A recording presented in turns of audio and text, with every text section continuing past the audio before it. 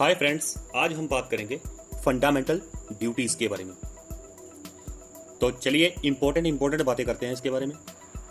दोस्तों, fundamental rights और fundamental duties दोनों कोरिलेटिव हैं और इनसेपरेबल हैं, एक दूसरे से अलग नहीं है। ये किसी के पास राइट्स हैं तो उसके पास कुछ ड्यूटीज़ भी हैं करने को। ओरिजिनल कॉन्स्टिट्यूशन में फंडामेंटल ड्यूटीज़ नहीं थी, ओनली फंडामेंटल राइट थे। कॉन्स्टिट्यूशन को बनाने वालों ने यह जरूरी नहीं समझा कि फंडामेंटल ड्यूटीज को कॉन्स्टिट्यूशन में ऐड किया जाए। साथ ही साथ उन्होंने स्टेट की यानी गवर्नमेंट की ड्यूटीज को कॉन्स्टिट्यूशन में डायरेक्टिव प्रिंसिपल के रूप में ऐड किया। बाद में 1976 में 10 ड्यूटीज को ऐड किया गया और 2002 में एक और ड्यूटी को ऐड किया गया। तो अभी के लिए हमारे पास 11 फंडामेंटल ड्यूटीज हैं। तो इन्हें कैसे ऐड किया गया वो आगे देखेंगे। फंडामेंटल ड्यूटीज को कहां से लिया गया है? यूएसएसआर के कॉन्स्टिट्यूशन से। यूएसएसआर अभी के लिए क्या है? रशिया। एक चीज नोट करने वाली है कि जितनी भी बड़ी बड़ी डेमोक्रेटिक कंट्रीज हैं जैसे USA, Canada, France, Germany, Australia, इनमें इनके कॉन्स्टिट्यूशन में कोई भी फंडामेंटल ड्यूटीज की लिस्ट नहीं है। एक जापानीज कॉन्स्टिट्यूशन है जिसमें फंडामेंटल ड्यूटीज की लिस्ट है और इसके अलावा सोशलिस्ट कंट्रीज में फंडामेंटल ड्यूटीज को फंडामेंटल राइट्स के बराबर इंपॉर्टेंस दी गई है। दोस्तों, 1976 में कांग्रेस पार्टी ने सरदार सवर्ण सिंह कमेटी को संगठित किया। इसने क्या करना था? इसने रिकमेंडेशंस देनी थी फंडामेंटल ड्यूटीज के ऊपर। इसकी जो नीड है वो कब महसूस होने लगी? वो इंटरनल इमरजेंसी के दौरान महसूस की जाने लगी, 1975 से 1977 तक। इमरजेंसी के दौरान लोगों में भी बहुत गुस्सा था, वो अपनी ड्यूटीज़ को भूलते जा रहे थे। देश के प्रति अपनी कुछ ड्यूटीज़ को निभाने के लिए फंडामेंटल ड्यूटीज़ को लेकर आना पड़ा। तो कमेटी ने कहा कि कॉन्स्टिट्यूशन में एक फंडामेंटल ड्यूटीज़ का अलग चैप्टर होना चाहिए और सिटीजन्स को एहसास हो कि उनके पास फंडामेंटल राइट्स हैं तो उनके पास कुछ ड्यूटीज़ भी हैं करने को। तो कांग्रेस पार्टी ने रिकमेंडेशन को एक्सेप्ट किया और 42nd कॉन्स्टिट्यूशनल अमेंडमेंट एक्ट 1976 में लेकर आए। इस अमेंडमेंट के जरिए नया पार्ट जोड़ा गया। उस पार्ट का नाम है पार्ट 4A। इसमें एक ही आर्टिकल है, आर्टिकल 51A। इसमें 10 फंडामेंटल ड्यूटीज को लाया गया। कांग्रेस पार्टी ने यह बयान दिया कि ये तो कॉन्स्टिट्यूशन को बनाने वालों की गलती है, ये तो हिस्टोरिकल मिस्टेक है जिसे हमने सही किया है फंडामेंटल ड्यूटीज को लेकर आकर। दोस्तों, ये जो सवर्ण सिंह कमेटी बनाई थी, इसने जितनी रिकमेंडेशन दी थी उनमें से 8 को 42nd अमेंडमेंट में जोड़ा गया और 2 और डाली गई साथ में। और कुछ रिकमेंडेशंस सवर्ण सिंह कमेटी की कांग्रेस पार्टी ने एक्सेप्ट नहीं की। वो कौन सी हैं? वो ये हैं कि पार्लियामेंट पेनल्टी लगाए और पनिशमेंट दे जो इन ड्यूटीज़ को नहीं निभाता है। इमरजेंसी के दौरान लोग तो पहले ही परेशान हैं, अगर गवर्नमेंट ऐसे में ऊपर से पेनल्टी लगाने लगी और पनिशमेंट देने लगी फंडामेंटल ड्यूटीज़ को ना निभाने के लिए, तो लोग और भड़क उठेंगे। तो इसको नहीं लिया गया।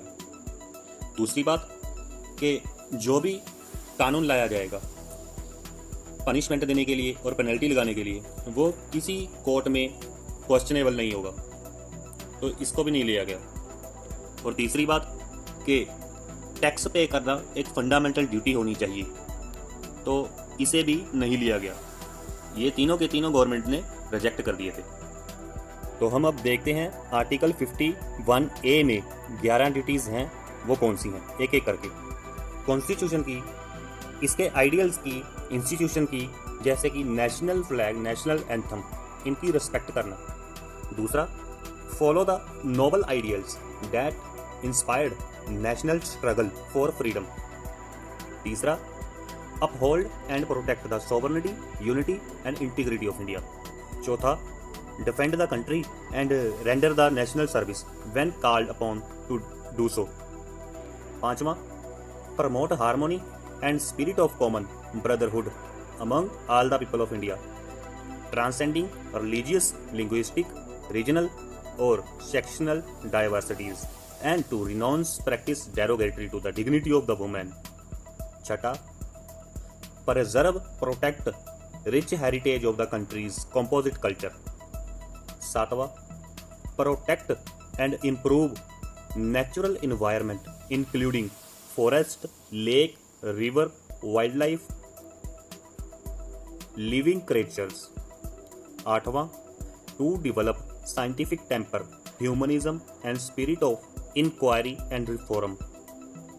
9वां, पब्लिक प्रॉपर्टी को सेफगार्ड करना, वायलेंस को इग्नोर करना. 10वां, nation constantly rise to higher level of endeavour and achievements.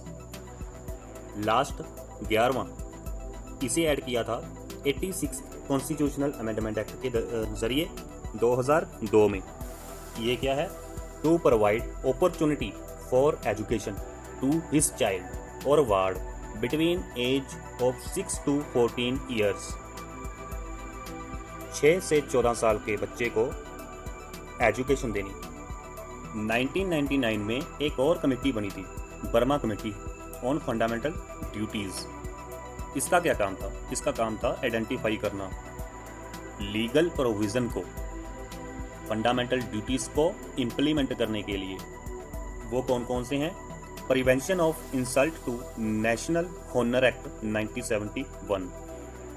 ये रोकता है डिसरिस्पेक्ट को.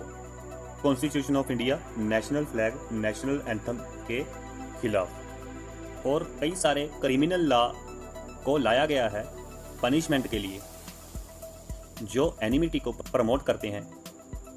अलग अलग सेक्शंस में civil right act 1955, unlawful activity prevention act 1967, representation of people act 1951, wildlife protection act 1972, forest conservation act 1980.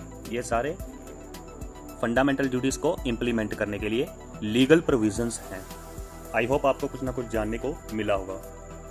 ये बातें अगर अच्छी लगी हों तो चैनल को लाइक कर दीजिए, शेयर कर दीजिए और सब्सक्राइब कर दीजिए. Thank you so much for watching, friends.